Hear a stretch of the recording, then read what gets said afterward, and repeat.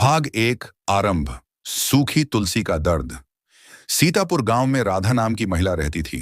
गांव छोटा था लेकिन बहुत सुंदर। मिट्टी की गलियां, तालाब के किनारे पीपल का पेड़ और हर घर में तुलसी का चौरा। राधा का घर भी वैसा ही था, साफ सुथरा, सादा और स्नेह से भरा। हर सुबह सूरज उगने से पहले राधा तुलसी के पास जाती, उसे जल चढ़ाती, आरती उतारती और कहती, हे तुलसी माता, मेरे घर में सुख और शांति बनाए रखना। लेकिन पिछले कुछ महीनों से अजीब घटनाएं होने लगी थीं। नई तुलसी लगाते ही कुछ ही दिनों में वह सूख जाती, पत्ते पीले पड़ जाते और धीरे धीरे पूरी डालियां मुरझा जाती। गांव की औरतें कहने लगीं, अरे राधा, लगता है तेरे घर का वास्तु बिगड़ गया है, या फिर तुलसी माता नाराज हैं। राधा बहुत परेशान थी। वह सोचती, मैं तो रोज पूजा करती हूं, फिर क्यों तुलसी सूख रही है। धीरे धीरे उसका घर भी बदलने लगा।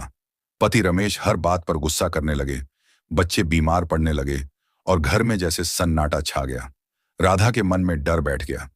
क्या सच में तुलसी के सूखने का मतलब है कि लक्ष्मी माता नाराज हैं? भाग दो। संकेत। जब रात में कुछ बदला, एक रात राधा ने सपना देखा। वह तुलसी के चौरे के पास खड़ी थी और तुलसी के पत्तों से कोई धीमी आवाज आ रही थी, मुझे दुख हुआ है राधा, तुमने मेरी शुद्धता भुला दी। राधा नींद से चौंक कर उठ बैठी। दीपक बुझ चुका था, चौरे के पास पानी जमा था और हवा में अजीब ठंडक थी। सुबह तुलसी के पत्ते झड़ चुके थे। राधा रो पड़ी। तभी गांव की बुजुर्ग दादी ने कहा, बेटी, तुलसी कोई साधारण पौधा नहीं, यह घर की आत्मा होती है। जहां घर की ऊर्जा दूषित होती है, वहां तुलसी उसे सह नहीं पाती। राधा का मन और व्याकुल हो गया। वह तय कर चुकी थी, अब वह समाधान ढूंढेगी, चाहे जो हो। भाग 3। पुरोहित बाबा का आगमन।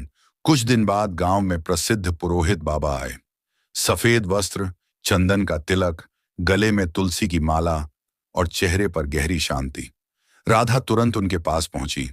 बाबा, मेरी तुलसी बार बार सूख जाती है, क्या मैं कोई गलती कर रही हूं? बाबा ने आंखें बंद की, कुछ देर मौन रहे, फिर बोले, बेटी, तुलसी केवल पौधा नहीं, ऊर्जा का रूप है। जहां मन में कलह, गुस्सा या अपवित्रता होती है, वहां तुलसी जीवित नहीं रहती। उन्होंने राधा से पूछा, क्या तुम हर दिन दीपक जलाती हो? राधा ने सिर झुका लिया। नहीं बाबा, अब तो बहुत दिनों से नहीं। बाबा बोले, वही कारण है, दीपक न केवल रोशनी देता है, बल्कि वह घर की नकारात्मक ऊर्जा को भी जलाता है। जहां दीपक बुझ जाता है, वहां तुलसी भी मुरझा जाती है। भाग 4। बाबा का ध्यान। तुलसी की आत्मा से संवाद। बाबा तुलसी के चौरे के पास बैठे, आंखें बंद की। मंत्रों की गूंज फैल गई। यूएम तुलस्याय नमः, एयूएम श्री विष्णवे नमः। कुछ देर बाद बाबा ने कहा, यहां किसी ने बिना स्नान के तुलसी को छुआ है। यहां झगड़े के शब्द गूंजे हैं और तुलसी माता ने यह सब सहा है। राधा रोने लगी। उसे याद आया, कई बार वह जल्दी में गीले हाथों से जल चढ़ा देती थी। बच्चे खेल खेल में पत्ते तोड़ देते थे और रमेश अक्सर चौरे के पास सिगरेट पीते थे।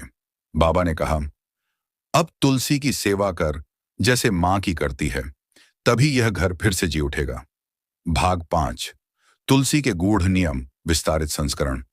बाबा ने कहा, सुन बेटी, तुलसी माता की सेवा के नियम 5 नहीं बल्कि 7 हैं। इन्हें अपनाने से घर में स्थायी सुख और समृद्धि आती है।